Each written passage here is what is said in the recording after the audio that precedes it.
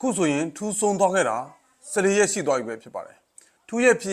စ်စဉ်ကနေပြီးတော့ကျွန်တော်တို့ဘာတွေသင်ခန်းစာယူကြမလဲထူးဆုံးသွားပြီဆိုတော့လေရုတ်တရက်ကြီးဆုံးသွားခဲ့တယ်ဘာကြောင့်ဘလို့ဖြစ်ပြီးတော့ဆုံးရတာလဲဆိုပြီးတော့ပရိသတ်တွေအားလုံးကအရင်စိတ်ဝင်စားခဲ့ကြတယ်နောက်ပြီးတော့မှ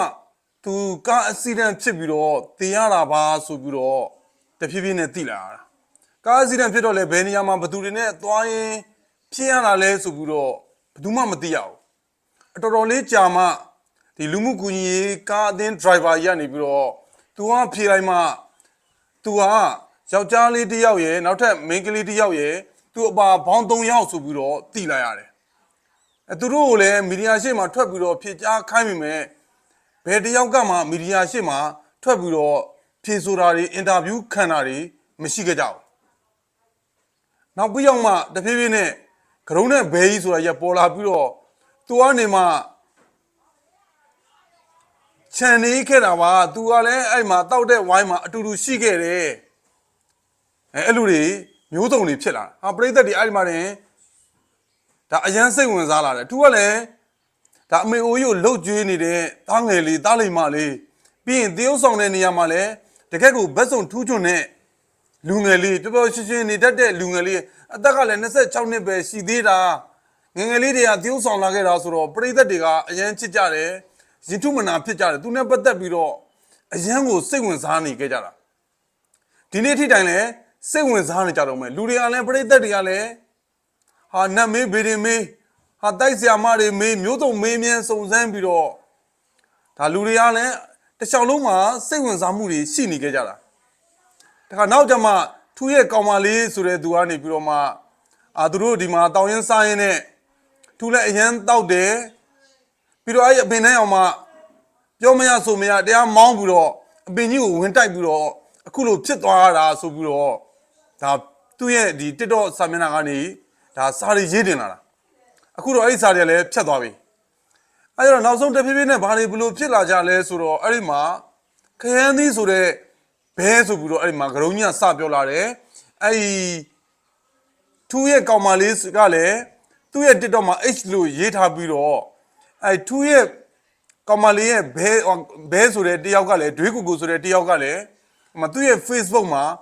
H logo လေး H သင်္ကေတလေးနဲ့အသေးလေးနဲ့တခါရေးလာတယ်အဲ့နေပြီးတော့တခါလူတွေကဂွန်းဆက်တွေလိုက်ရှာကြတဲ့ခါကျတော့ဟာဒါဒီလိုပဲဆိုပြီးတော့ဟုတ်တယ်မှန်တယ်ဒါခရမ်းသီးပဲဆိုပြီးတော့အဲ့မှာစိတ်ဝင်စားနေအကုန်လုံးလိုက်ပြီးတော့ကြည်နေကြတာကြည်နေကြတဲ့အခါမှာတဖြည်းဖြည်းနဲ့ထူးရဲ့ကောင်မလေးဆိုတဲ့သူကအရင်တော့အဲ့ဒီတယောက်နဲ့စစ်ဆက်ထားခဲ့တာအဲ့ဒီတယောက်နဲ့ရခဲ့ဘူးတယ်ဆိုပြီးတော့သတင်းတွေကပေါ်ထွက်လာတာဗျနော်အဲ့ကြတော့ထူးရဲ့ဖြစ်ရကနေကျွန်တော်တို့ဘာသင်ခန်းစာယူရမှာလဲဆိုတော့ထူးကသွေးရိုးသားရိုးသေးသည်ဖြစ်စေလောက်ကြံခံရလို့သေးသည်ပဲဖြစ်စေကျွန်တော်တို့ကချစ်သူရည်စားထားတော့မယ်ကောင်မလေးတယောက်နဲ့တွဲတော့မယ်ဆိုရင်တော့ဒီကောင်မလေးဟာနံပါတ်1သူ့မှာချစ်သူရှိနေလားဒါကိုကျွန်တော်သိဖို့လိုတယ်နော်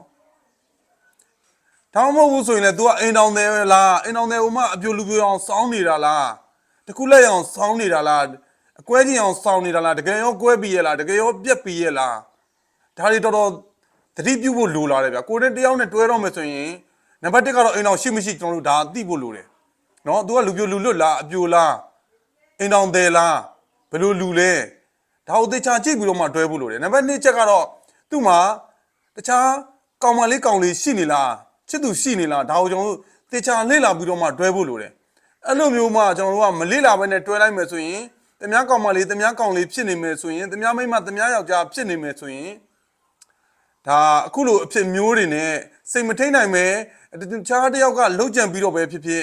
အခုလိုမျိုးဖြစ်သွားနိုင်တယ်ဒါတွေနဲ့ပတ်သက်ပြီးတော့လည်းဒါလူမှုကွန်ရက်မှာအိမ်အောင်ပြက်အိမ်အောင်ကွဲတွေနဲ့ပတ်သက်ပြီးတော့ဖောက်ပြန်မှုတွေနဲ့ပတ်သက်ပြီးတော့ဒါမျိုးစုံကြုံတွေ့နေရတာဗျ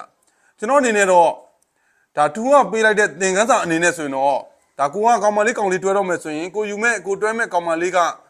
အိမ်တောင်တယ်လားနော်ချစ်သူရှိပြီးသားလားဆိုတာတေချာကြည့်ပြီးတော့မှပဲတွဲကြပါလို့ပြောချင်တယ်ဗျနော်ကျွန်တော်မျိုးတွေရောထူးရဲ့အဖြစ်ပြက်ကနေပြီးတော့ဘယ်လိုမျိုးအတွင်းမြင်ဘယ်လိုမျိုးခံစားချက်ဘယ်လိုမျိုးဘဝသင်ခန်းစာတွေရလိုက်ကြလဲကိုအတွင်းမြင်ကိုခံစားချက်တွေ comment မှာရေးခဲ့ပေးပါဦးဗျ